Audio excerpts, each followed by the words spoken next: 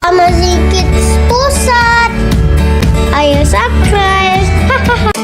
Halo ayah bunda sahabat amazing, kali ini kita akan membahas apa itu sounding. Mendengar kata sounding mungkin untuk beberapa ibu terdengar aneh ya, tapi tahukah ibu bunda bahwa sounding memiliki manfaat yang luar biasa bagi kehidupan seseorang? Sounding ialah proses pemberian kata-kata positif tetapi dilakukan di pikiran bawah sadar yang akan mempengaruhi perilaku anak sesuai dengan apa yang dikatakan. Mengapa harus pikiran bawah sadar? Karena percaya atau tidak, perilaku seseorang dikendalikan oleh 88% pikiran bawah sadar dan hanya 12% pikiran sadar.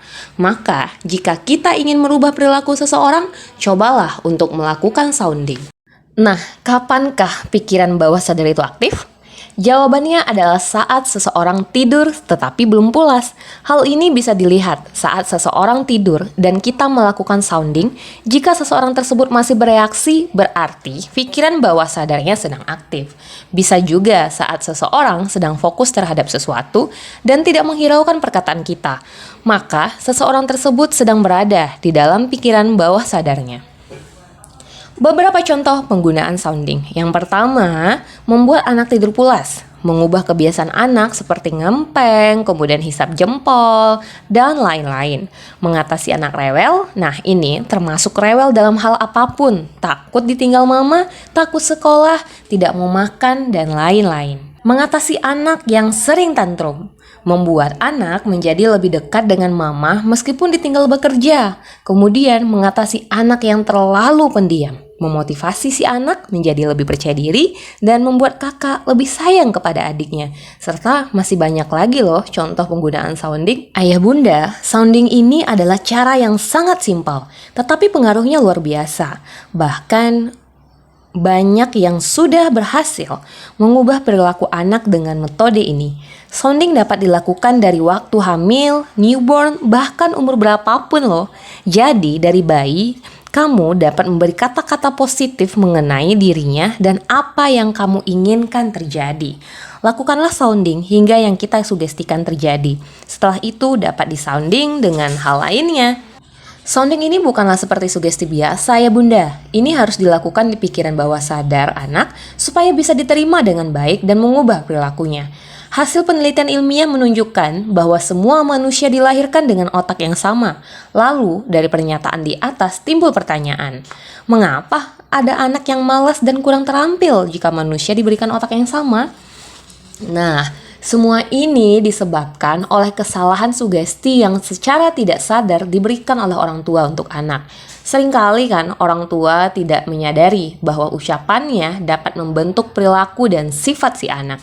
Apakah anak akan menjadi rajin dan pandai ataupun menjadi malas. Ucapan-ucapan tersebut tertanam dan tertancap di dalam pikiran bawah sadar si anak melalui sebuah sugesti dan jadilah seperti yang sering kita ucapkan.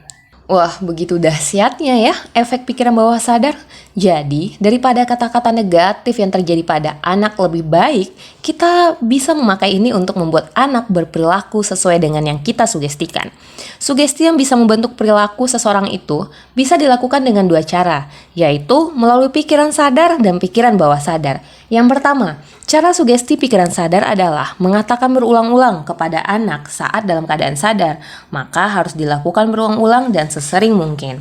Cara kedua, cara sugesti langsung di pikiran bawah sadar. Nah, ini nih yang kita sebut dengan sounding. Sugesti di pikiran bawah sadar jauh lebih efektif karena 88% tadi dari pikiran bawah sadar yang membentuk perilaku seseorang.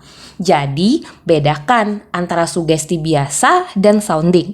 Supaya dapat melakukan sounding di pikiran bawah sadar, maka kita harus membuat anak ada di pikiran bawah sadar dulu, baru kita dapat memberikan kata-kata positifnya.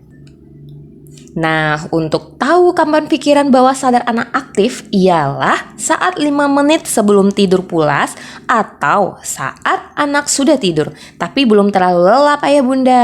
Ditandai dengan saat bunda sounding si anak masih bereaksi nih. Tapi saat anak sudah tidur pulas maka metode sounding ini sudah tidak berlaku lagi. Ada lagi saat dimana anak pikiran bawah sadarnya aktif nih ayah bunda, yaitu saat anak sedang fokus dengan sesuatu, sehingga tidak menghiraukan perkataanmu. Justru di saat inilah anak sedang dalam pikiran bawah sadarnya. Contohnya, saat anak sedang asik bermain. Nah, kamu dapat mensugestikan hal positif di dekat telinganya. Semakin si anak tidak sadar kalau ayah bunda lagi berbicara itu berarti semakin dia masuk ke pikiran bawah sadarnya.